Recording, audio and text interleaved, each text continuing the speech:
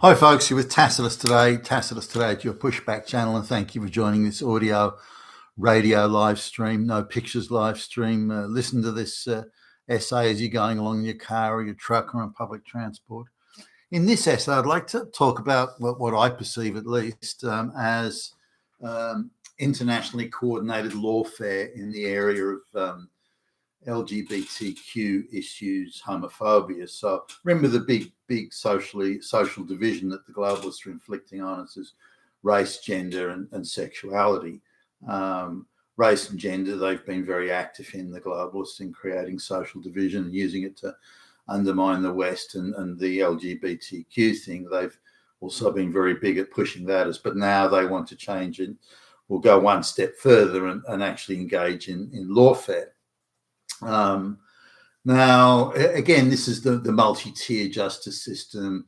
A protected class of people shouldn't be held to a legal standard, and it's all that sort of stuff here. But you've probably noticed if activists tear down a statue of a straight white man, or they burn the American flag, or they deface and destroy or burn down, straight white male property, or these sorts of things, then nobody really cares. The Justice Departments don't seem to be really bothered with it. Same with the gay, lesbian, climate change activists.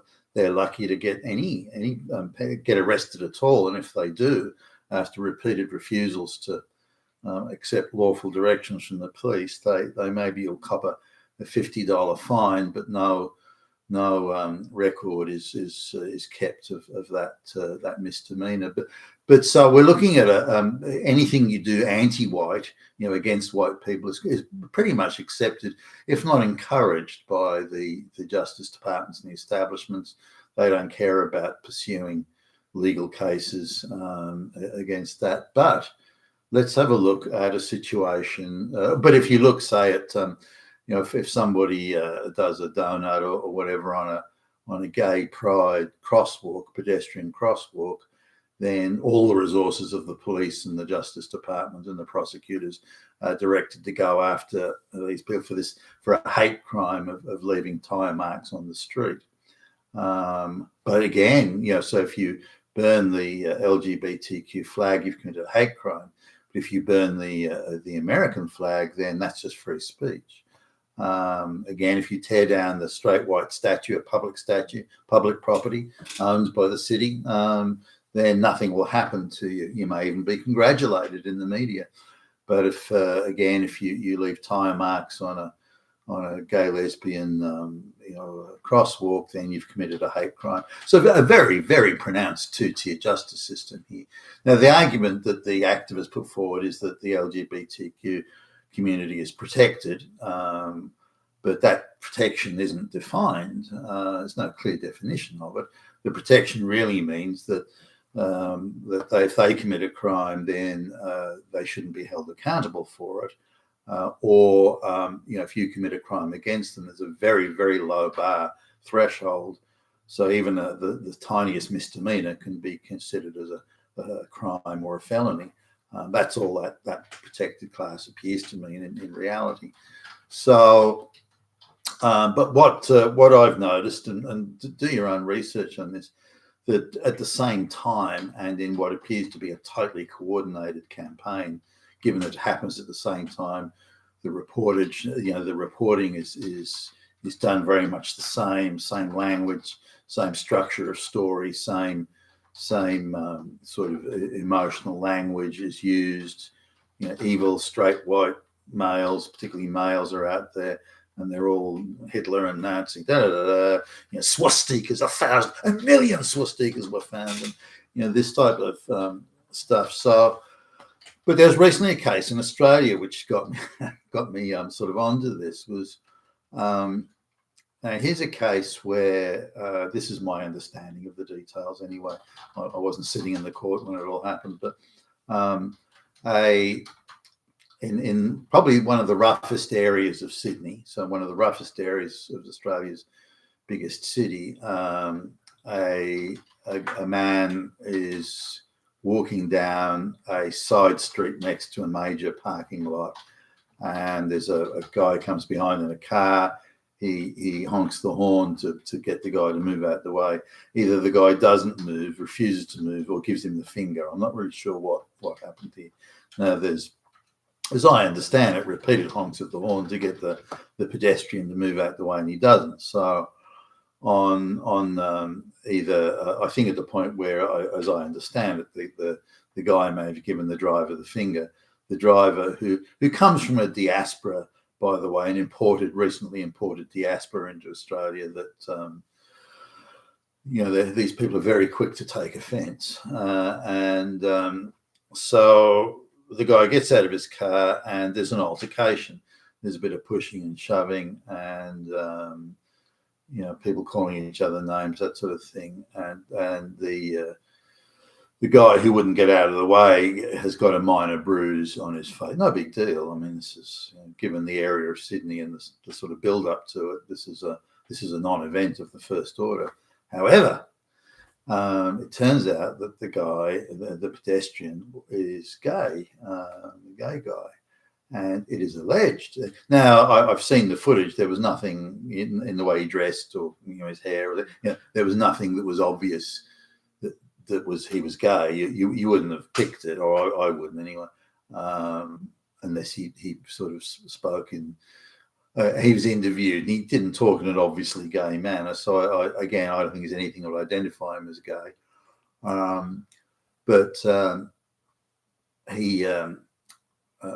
It's alleged that the driver used a homophobic slur word. So now that transforms everything. Suddenly, it is now a huge national issue. So Australia's biggest media outlet fucking headlines this event. So a minor altercation between a pedestrian and a driver that shouldn't have resulted in fisticuffs or anything. So I do accept that. Why the guy didn't get out of the way, why he gave him the finger, and why the driver decided there was a need to get out and have you could look at all of that, but nonetheless, the issue here wasn't the altercation; it was the homophobic slur. So you could look at all of that, but nonetheless, the issue here wasn't the altercation; it was the homophobic slur. So this guy, the driver, has allegedly used a homophobic slur word, and that's enough to trigger this like a police manhunt, the armed police going to the door and arresting the guy. He's now with a misdemeanor, like a tiny low-level thing. This would be something that would be handled by in Australia, someone's called a registrar. So it's a very junior, the most junior judge. Then you would go to the next level of being a magistrate, which is magistrates can put you in prison and that sort of stuff. Then you go to the third level, which is a full court judge. And now when you're at a full court judge, you're getting serious. This is a serious crime has been committed. This is not just some minor thing; it's a serious crime. So they're able to take the use of a homophobic slur into a superior court. That's how insane we are now. This minor misdemeanor. Now, no one required hospitalisation. There was no damage of property. There was, there's nothing happening here. The gay guy says that he was traumatized by use of the slur. Now, there's no evidence that the slur was uttered, by the way. So, just accept for the moment that it was. I'm not disputing that it was. I wasn't. But so we've got police, we've got a superior court of judge, we've got a media outlet which is turning into a national headline and doing follow-up stories. It's a fucking big story here, big story. A gay guy. This is the mentality. This gay guy, who wasn't obviously gay, as far as I can tell anyway, was subject to, so it was alleged, a homophobic slur. There's no evidence of this, so the court's just accepting, again, a very low bar of evidence. The gay guy only has to meet a very low bar of evidence, where the straight guy, again, from a diaspora, a racial diaspora that's been imported into Australia and is very quick to take offence on the slightest thing, his evidence has no value. He's not gay after all. So it gets this national coverage and follow-up stories, like reporters hanging outside the court to to take photographs and do interviews. I mean, fuck me, over a bit of pushing and shoving over why the pedestrian didn't get out the way, and so this is. So what we've got here is, and why would the Department of Prosecutions take up a case like this? I mean, it's a non-event. Someone down the road gets robbed, and the police don't even bother turning up. They don't give a shit. But a supposed homophobia. So really, we're looking at the Department of Justice, and the police are political police. They're not, they're ideological police now. They're not policing crime or anything like that. I mean, you use a homophobic slur, and that's all the resources of the state come chasing after you. I mean, you're kidding me, right?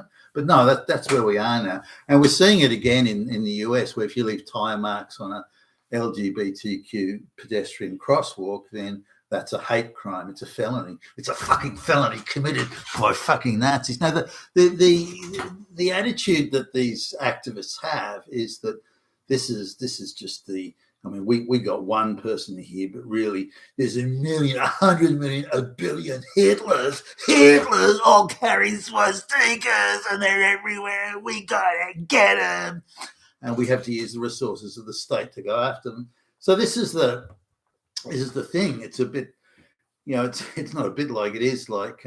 Well, did you know that all straight men are rapists? Fascist, Nazi, Hitler rapists? Oh yeah, that's how it is. All resources of the state have to be put, set aside to go after them. Did you know the patriarchy and misogyny and homophobia and racism and bigotry, xenophobia? We have to go after all of these people because they're all fucking Nazis. And it's this mentality, but these people, you say, well, they're all crazy and they're all insane. Sure, well, yeah, but they've got all the resources of the state at their disposal, and this is really the issue that we're facing today.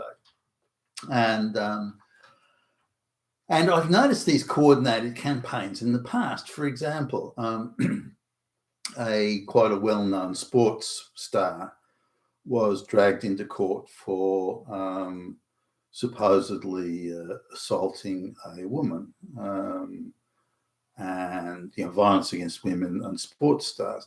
Now, at the same time, and within a week or two of that happening, prominent sports stars in Canada, the United Kingdom, multiple in the United States, others in Australia, and some in New Zealand, all at the same time.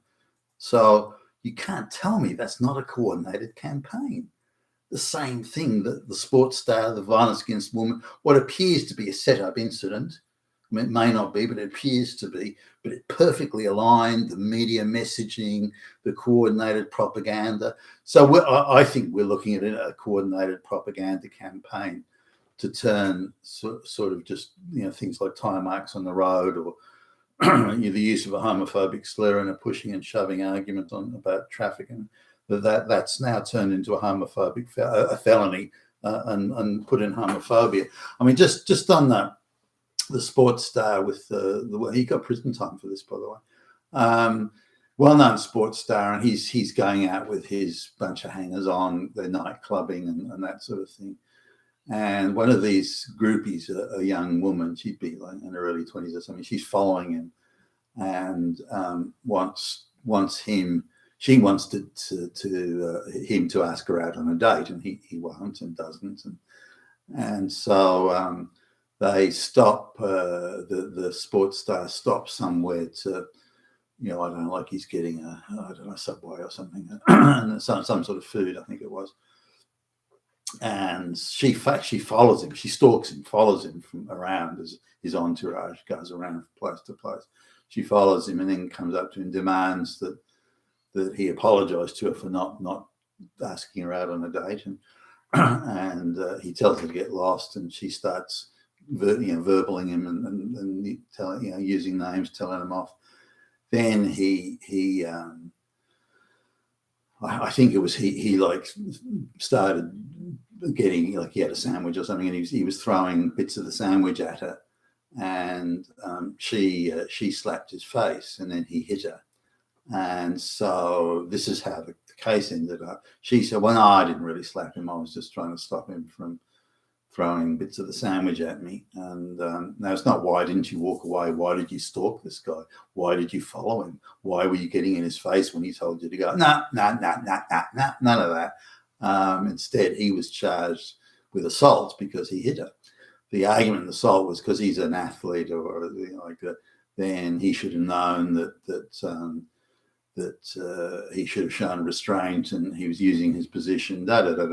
And so they put him in prison for that. Now you might say, well, holy fuck. But that was pretty much word for word, step by step, scripted down to the last detail, what happened in all the other places. So again, we're looking at the ability of the globalist cabal to organize, police, justice departments, prosecutors, media, to line them all up. It's almost like they're getting in a room. I wouldn't be surprised if they did. Getting a room, okay, well, this week we're going to go after sports stars on gender conflict issues, and this one we're going to go. And I think this is what's happening now. I'd almost bet on it, actually. This is what's happening now. But it indicates just how well resourced, funded, coordinated, tightly scripted the whole thing is, and how we're all being duped into what is clearly just another gambit in the lawfare scam. You've been a Tacitus today at your Pushback channel, and thank you for listening.